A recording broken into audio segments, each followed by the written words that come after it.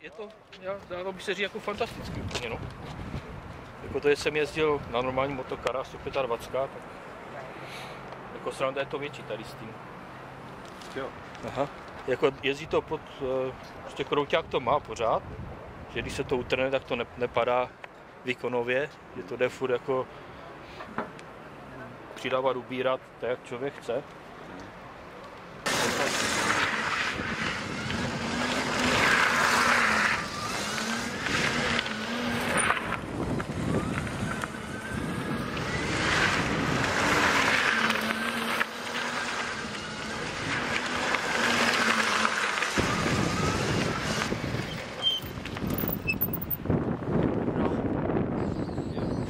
Co nám řekněte, dojmy? Super, super kar.